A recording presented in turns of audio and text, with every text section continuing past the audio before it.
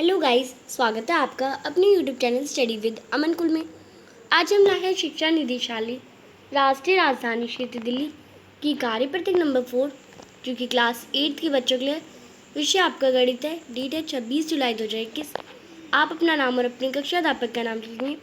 तो आज की आपकी वर्कशीट का टॉपिक है ज्यामितीय संरचनाओं का परिचय, जिसका आप पार्ट 2 पढ़ेंगे। तो आइए हम त्रिभुज और चतुर्भुजों के प्रकार को पुनः दोहराएं। तो चतुर्भुज और त्रिभुज के जो प्रकार हैं हम उसको दोबारा दोहराएंगे, अच्छे से रिवाइज करेंगे। त्रिभुज के प्रकार दो तरह से होते हैं, भुजाओं के आधार पर और कोणों के आधार पर। अगर सभी भुजाएं बराबर होती है तो वो हमारा समबाहु त्रिभुज हो जाता है।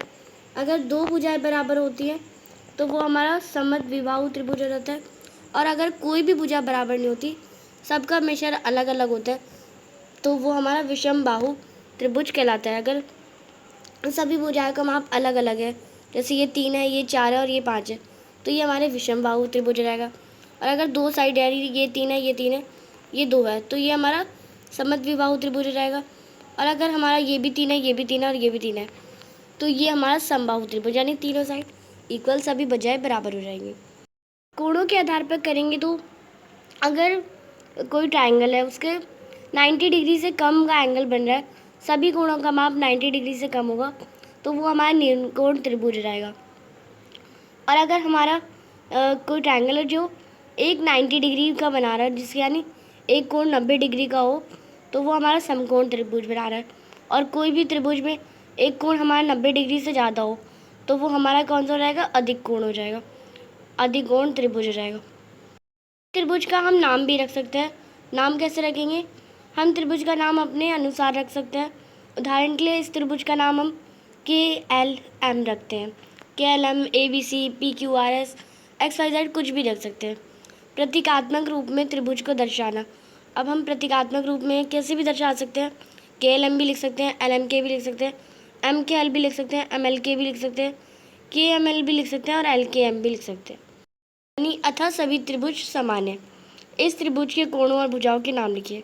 अब इसके कोणों और भुजाओं के नाम लिखने हैं, तो सबसे पहले हम भुजाओं के नाम लिखेंगे। तो आप भुजाओं के नाम लिखेंगे KL, LM, KL हो जाएगा, LM हो जाएगा और MK, ये 3 साइड हो जाएंगी, वो आप लिख देंगे। और अब हम इनके कोणों लिखेंगे, तो ये आपके कोण हो जाएंगे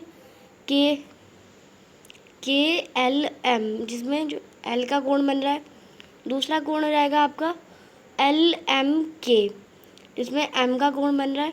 और तीसरा कोण हो जाएगा MKL, जिसमें K का जिसका कोण बनता है वो बीच में होता है, तो वो आपका बता रखा है। अब इस एक और कुछ क्वेश्चंस और आपको दिए गए हैं, इससे रिलेटेड ही अपने उत्तर की पुष्टि कीजिए।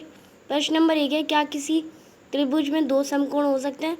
तो एक समकोण 90 डिग्री का बनता है, तो ये बन गया। दूसरा अगर हम यहाँ पे बनाएं तो ये हमारा 90 डिग्री हो जाएगा, तो ये चौथी साइड आ जाएगी। चौथी साइड हो जाएगी तो त्रिभुज ही नहीं होगा, चतुर्भुज हो जाएगा हमारा। तो चतुर्भुज, अगर हमें तो त्रिभुज बनाना है तो ये नहीं लिखेंगे आप इसमें।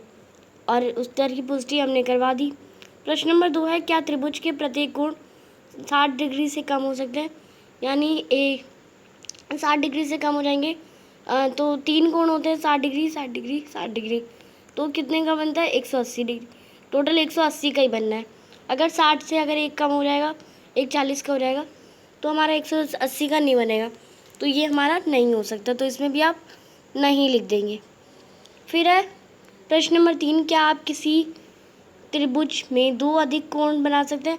जब हमने देखा कि हम प्रश्न नंबर 2 में 2 समकोण नहीं बना सकते, जो कि 90 डिग्री के होते हैं, तो 90 डिग्री से अधिक कोण जो ज़्यादा होते हैं, अधिक कोण होते हैं, वो हम कैसे बना लेंगे? तो हम अधिक कोण भी नहीं बना सकते, तो इसमें भी हम नहीं लिख देंगे। प्रश्न नंबर 4 है, एक त्रिभुज बनाइए और उसकी मध्य का दर्द दिखाइए। तो आप एक त्रिभुज बना देंगे और उसकी मध्य क्या आपको दर्शानी है। तो सबसे पहले एक त्रिभुज बनाएंगे हम, एंड उसके जो बीच में जाएगी, जो त्रिभुज को 2 बराबर भागों में बांटेगी, उस पर आप एरो डाल के लिख देंगे मध्यिका, मध्यिका लिख देंगे। एंड उसे लेबल कर देंगे A B C, एंड ये D हो जाएगी। एंड इसमें दो मध्यिका और बनेगी, एक ये बन जाएगी इस पॉइंट से और एक ये बन जाएगी इस पॉइंट से, पर जो हमें बीच वाली है हमें वो बनानी है। तो फिफ्थ क्वेश्चन है, एक त्रिभुज में कितनी मध्यिका होती है? तो एक त्रिभुज की बात करें तो 3 ही होती है, तो आप इसमें 3 लिख देंगे। तो एक त्रिभुज में 3 मध्यिका होती है, एक ये बीच की, एक ये साइड की, एक ये साइड की, ये 3 मध्यिका होती है। डायग्राम भी बना सकते हैं हम साथ साथ में। अब जो हमें नेक्स्ट क्वेश्चन दिया गया है वो है, दिए गए चित्र में चतुर्भुज का नाम बताइए। तो ABCD ये हमारा चतुर्भुज बन रहा है, तो आप इसका नाम लिख देंगे। दिए गए चतुर्भुज का नाम है ABCD, यानी आप जब बनाएंगे तो आप चतुर्भुज ABCD लिख देंगे। अब सभी भुजाएं लिखनी है, सभी कोण लिखने हैं और सभी विकर्ण लिखने हैं इसके।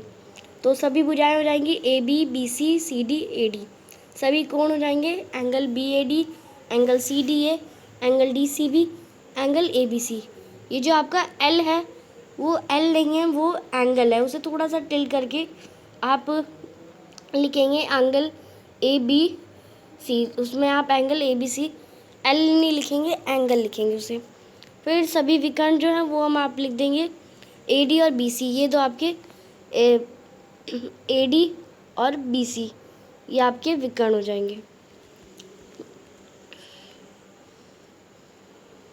यहाँ पे आपको चतुर्भुज दे रखे हैं और उनके गुण दे रखे हैं, आकार के गुण।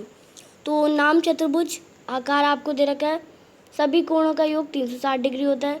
समांतर चतुर्भुज दे रखा है, आमने और सामने की जो ये आमने सामने हो गई और ये सामने सामने हो गई, ये भुजाएं समांतर होती है, बराबर होती हैं। आमने सामने के कोण भी बराबर होते हैं, ये जो आमने सामने के कोण है वो बराबर होते हैं। आमने सामने की भुजाएं समांतर होती है, सभी भुजाएं बराबर होती है, प्रत्येक का कोण का माप 90 डिग्री और ये वर्ग का होता है। आयत का होता है, आमने सामने की भुजाएं समांतर होती है, बराबर होती है, प्रत्येक कोण का माप 90 डिग्री होता है। अब कुछ क्वेश्चंस और दे रखे हैं, आओ जाने। प्रश्न नंबर 1 है, समचतुर्भुज, समलंब चतुर्भुज तथा पतंग की आकृति बनाइए और माप ज्ञात कीजिए। तो आपको इनको आकृति बनानी है और माप ज्ञात करना है, प्रत्येक भुजा देखनी है, प्रत्येक विकर्ण देखना है, प्रत्येक कोण देखना है। तो ये बहुत इजी सा क्वेश्चन है और अपने अवलोकन के आधार पर उपरोक्त आकृतियों के गुणधर्म लिखो और इनकी चर्चा पर अपने अध्यापक से करो।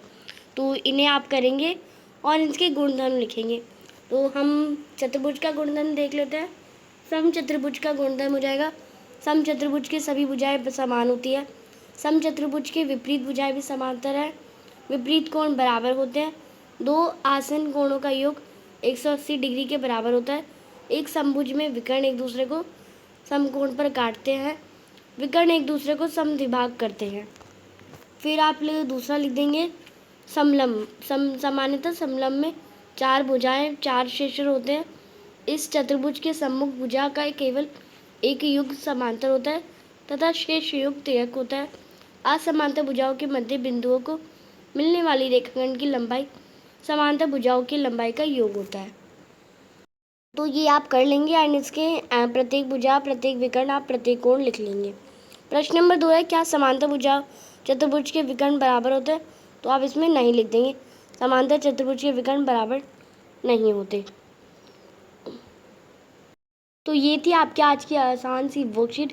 आई होप आपको अच्छे से समझ आ गई होगी।